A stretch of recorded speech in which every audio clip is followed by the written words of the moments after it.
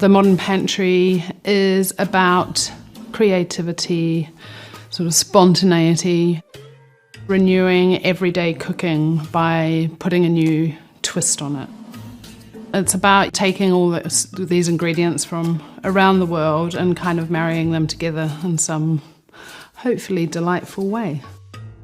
So for example, at the restaurant, we do steak and chips, but I marinate onglet and tamarind and miso, and I serve it with cassava chips. So that kind of thing. The Gravlax thing was something that I was introduced to in my teenage years.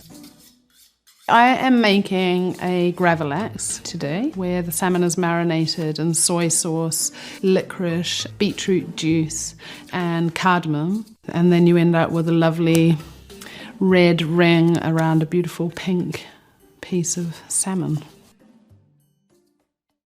So first I'm going to peel and chop the beetroot and juice it.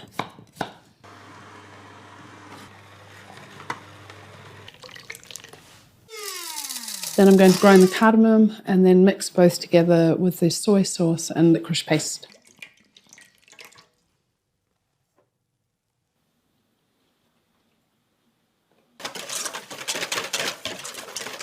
So once I have my mixture, I'm going to pour it over the flesh of the salmon. It's really important that the juice completely covers the flesh because this acts as the curing agent, and while it's withdrawing the moisture from the fish, it will also be impregnating the flesh with the flavour. So I'm going to put the salmon in the fridge now for between 24 and 36 hours.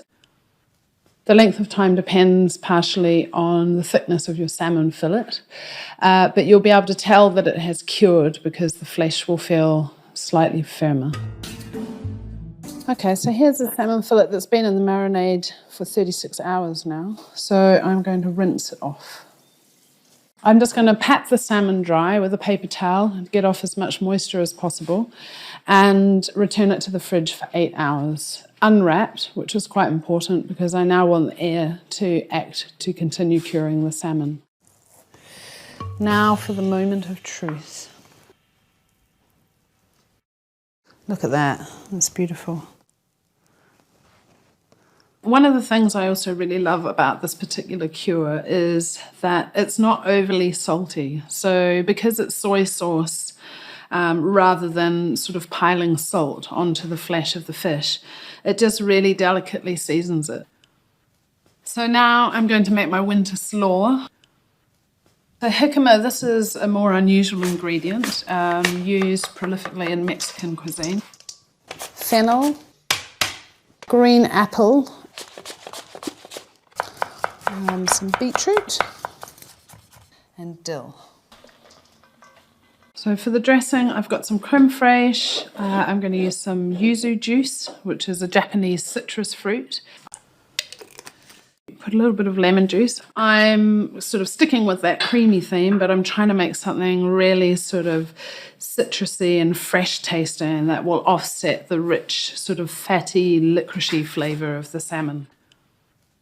So I've got these amazing Peter's Yard Crispbreads, which is a very traditional Swedish recipe, and perfect for a dish like this.